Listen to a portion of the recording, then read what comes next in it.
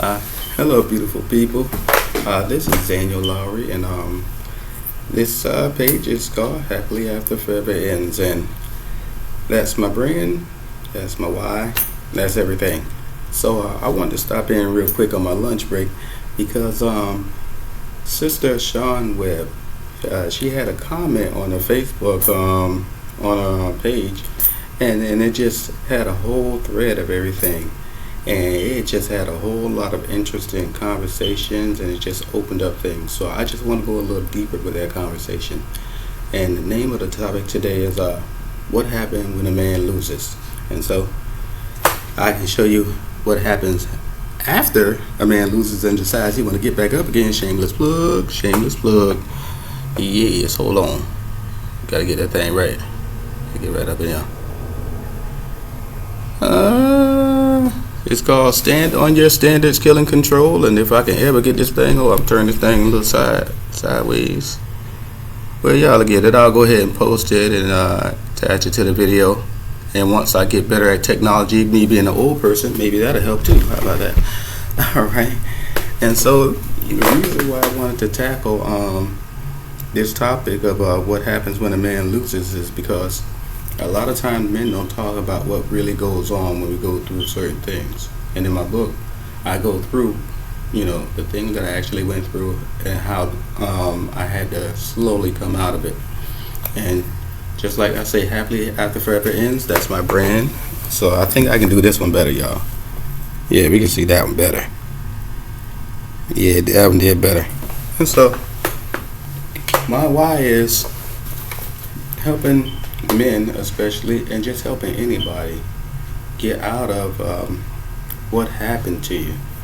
And I'm actually also to acknowledge, yes, I'm still hurting. There are things that I'm going through right now. Yes, people did things to me.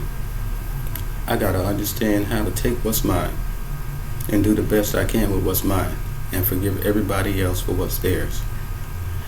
That's the whole idea behind everything that I'm doing, behind the purpose, behind anything. I just want to save people time, and I thank God now. Like, I can sit here now and say this, but I thank God now that I went through everything that I went through. Every single thing I went through, I'm so glad that I went through it, because now I can talk from a real place and give real brothers a real perspective on what's going on, and to let them know that I'm with them and that I am them. And even though I have gotten out and I am in a very happy place right now, there's still things that I have to struggle with, day by day. It's not easy, it's a journey. It's about how you're going to live your life day by day, not by keeping a scorecard. And that's the one thing that I just want to express to brothers. You're more than your paycheck. You're more than what you can do for somebody. You're more than all the good things and qualities about you that people, enjoy and that they need. You're more than that. You're a human being. You are a human being. You deserve to be cared for. You deserve to be loved. You deserve to have feelings and have those feelings validated. You deserve to be heard. And yeah, it's like my heart get heavy, because the whole thing that I want to get through to people is, it's hard as a man going to a place that's safe, and not only a place that's safe, but a place that's safe and has wisdom in the problems that you struggle with. Because it's one thing to have somebody that can hear you and that can feel you, but it's another thing to have somebody that can hear you and feel you and that can actually help you. And it's hard for men to find places like that. And I was looking at recently online where there was a therapist, female therapist, going off on the black men that she was serving, and I'm like, that kind of stuff scares black men. We've already been beaten up enough. And when we do have the urge to express ourselves and let it out, we're attacked. And see, when guys are attacked, it's not just us, it's everything about us. It's our essence, it's our name. You know, our name is us. And a lot of times, what we do is us. And so when you take our job, when you take our wife, when you take our kids, when you take our car, when you take something that we value and we cherish, when you take that away, you might as well take one of our legs away. You might as well take one of our arms away. And a lot of times, guys can't really be who they want to be, emotionally, because that will be used as a weapon. It'll either be used as a weapon or it be used as a way to discount them as a man. And so, to be able to be respected, loved, and valued, even at your worst, it's just hard for a man to find a place to allow his heart to bleed without somebody criticizing it and without somebody using it against him or kicking it to the curb. So I'm just go over a few things that happen. I got to excuse me. See, I get too deep in it and I think about those times. And let me tell you something. When you spend 7 years every day of your life wondering where the person you love is at and what time they're going to get home, and when you beat yourself down emotionally to the point to where you don't even care if they've been out all night, you're just glad that they came home. See, that's a different space that nobody want to talk about. So, first off, this is what happens. One of the things that happens when a man loses the shame. The way people look at you, the way people view you. When a man take a loss, it's like almost a hit to his reputation, his personality, even his money can be affected by it, depending on the type of loss that he took. That's something that, it's not just our ego. We understand that society looks at us in a different way. People treat you different when they think you're on the losing side of things. You see a lot of things in people that you would never really see when you're going through it. You see who your friends are, you see who your real family is, you see who your people are, but the flip side of that, boy, you see the worst. And people that you fed, that you given to, people that you give a shoulder to cry on. Boy, when those people cut you, especially after you lost, it just hurt like something you don't understand. Because it's like, I've invested in you. It's like going to a bank, putting $10,000 in that bank account every year for 10 years and never touching it, and then the one time you want to go withdraw $100, that bank is folded and the money's gone and there's no way to get it back. That's what it feels like.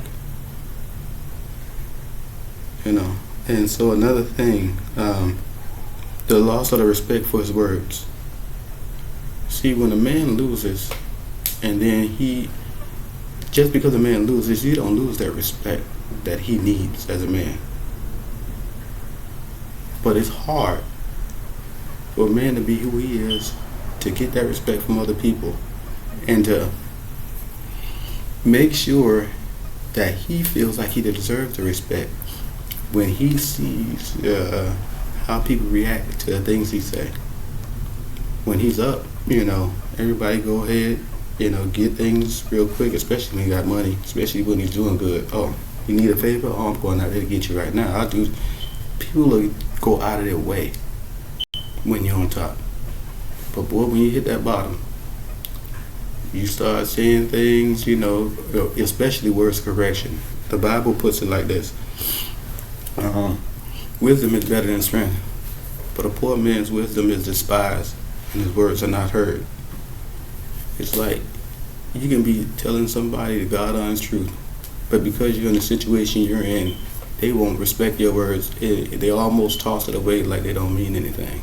And to a man, we are made in the image of God, and we need that respect. Respect is the biggest need for a man, not sex. And so, the loss of your dignity. And see, I know men, we gonna understand this. When we see something, we work hard for it, we go get it. That's why we don't take that long, to go shopping and stuff like that. We know exactly what we want. We know how much it's gonna cost. We know where it is. We already know. So when we go there, we're just going to get what we need to get. But when you take certain losses, it's just like in a job. You can't go out there and just, get what you want. Now you have to think and plan for the future. So even if you do have money, you can't spend it and move the same way you move, especially when you lose the income. When you lose a relationship, you no longer get to go up and have somebody that holds you, somebody that's yours, somebody that, that's you, another extension of you. You no longer have that, and then it makes you feel like, where do I put this energy? Where do I put this love? Where do I put that? I have nowhere to put it. And it's like, what's wrong with me? And sometimes that's how I feel. Even though logically we know things, even if they ended and we ended them, we'll just be thinking like why wasn't I able to make it work? Because we're fixers. And we just want to fix. And when we're unable to fix things, it's tough. It's just like a mother not being able to breastfeed their first newborn baby. You hear everybody else talking about it. You hear how beautiful it is. You see it. And then now you have yours, and you're unable to have that experience, and it feels like that. And the loss of your freedom. You can't move the way you want to move. You can't do what you want to do. Maybe you had a car, and now you got to ask people for a ride. Maybe you were able to schedule things when you wanted this how this way. You can't do that anymore. Now, instead of your free time, you don't have any free time. Your free time is concerned with, getting a new job, or if it's healing, and freedom when it comes to the matters of the heart, it's being able to love like you've never been hurt before. And if a man don't have that freedom, you never get to that man. And I just wanted to help, men, give words to it. And I wanted to also let women know that it's real. And we go through the same things that you go through, some different, of course. But we don't have a place that we feel safe enough to, allow our emotions to be expressed on a deep level. And when we do have the courage, to overcome what society said, what our family said, what the people that we've had relationship with, when we're finally courageous enough to go and get the help that we need, then we get kicked in the face. So understand that it's not just because we don't want to or don't know how to. A lot of times we just don't have a place. I love you all. I'll talk to you soon.